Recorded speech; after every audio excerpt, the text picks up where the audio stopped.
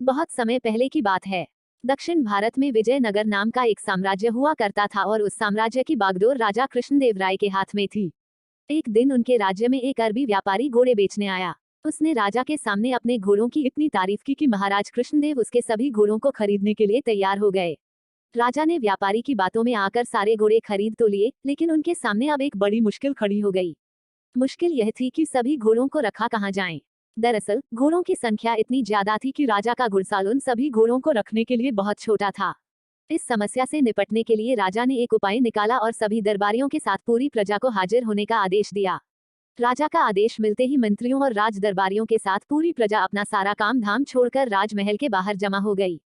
इसके बाद राजा कृष्णदेव वहां पहुंचे और कहा, मैंने आप सभी को एक जरूरी काम देने के लिए यहाँ बुलाया है। इतना कहकर राजा ने सभी के सामने अपनी बात रखी, हमने अरबी घोड़ों की एक खेप खरीदी है। ये सभी घोड़े बहुत लाजवाब और बेशकीमती हैं, लेकिन अफसोस हमारे घुड़साल में इन सभी को रखना संभव नहीं। नया घुड़साल तैयार होने में करीब 3 महीने का वक्त लगेगा। इसलिए मैं चाहता हूँ कि राज्य के सभी मंत्रियों और दरबारियों के साथ हमारी प्रजा भी 3 महीने के लिए इन घोड़ों की देखभाल करे।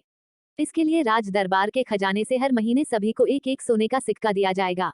महीने में एक सोने के सिक्के के बदले घोड़ों को संभालना और उनके चारे पानी का प्रबंध करना बहुत ही मुश्किल था, लेकिन कोई भी इस संबंध में कुछ न बोल सका, क्योंकि आखिर राजा का आदेश जो था। फिर क्या सभी एक एक घोड़ा लेकर अपने घर की ओर चल दिए। वहीं एक घोड़ा तेनालीराम को भी मिला। तेनालीराम बहुत ही बुद्धिमान और चतुर था। वो अपने घोड़े को ले गया और घर के पीछे घास फूस की छो घुड़साल बनाकर घोड़े को वहां बांध दिया। राज्य की सारी प्रजा राजा के क्रोध से बचने के लिए अपना पेट काटकर घोड़ों की खूब सेवा करने लगी। वहीं तेनालीराम घुड़साल में बनी छो खिड़की से घोड़े को हर रोज थोड़ा सा ही चारा देता। देखते ही देखते 3 महीने पूरे हो गए। समय पूरा होने के बाद सभी को राजमहल फिर से बुलाया गया। राजा का आदेश सुनकर सभी अपना अपना घोड़ा ले राजमहल पहुंच गए, लेकिन तेनालीराम खाली हाथ ही पहुंचा। तेनालीराम के साथ घोड़ा न देख राजा हैरान हुए और उससे घोड़ा न लाने की वजह पूछी।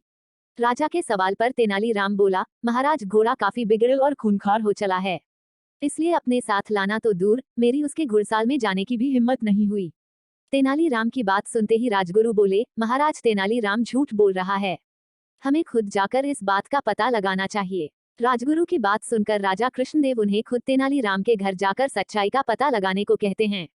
राजा के आदेश पर राजगुरु तेनालीराम के साथ कुछ दरबारियों को लेकर उसके घर की ओर चल देते हैं। अगर आपने अभी तक चैनल को सब्सक्राइब नहीं किया है तो कृपया एक बार चैनल को सब्सक्राइब कर दो।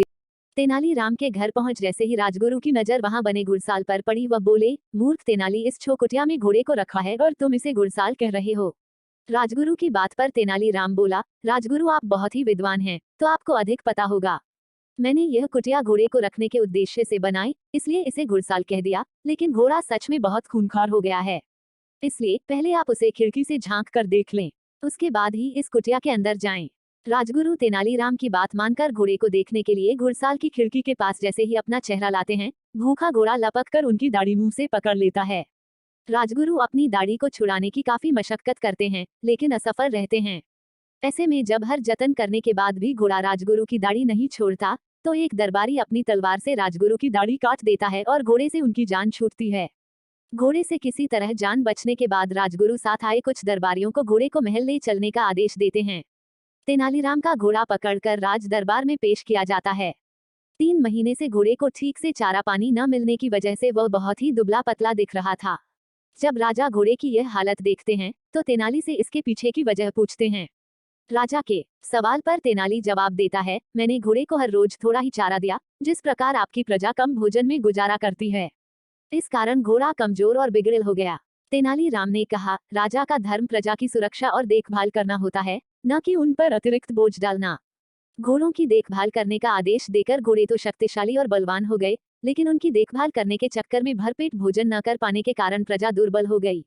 महाराज कृष्णदेव को अब तेनालीराम की बात समझ आ गई और उन्हें गलती का एहसास हुआ। उन्होंने अपनी प्रजा से इस गलती के लिए क्षमा मांगी और तेनालीराम की बुद्धिमानी के लिए उसे सम्मान के रूप में इनाम दिया। कहानी से सीख। तेनालीरामा और खूंखार घोड़ा कहानी से सीख मिलती है कि कोई भी फैसला लेने से पहले अच्छी तरह सोच विचार कर लेना चाहिए, ताकि उसके दुष्परिणाम किसी और को न भुगतने पड़ें।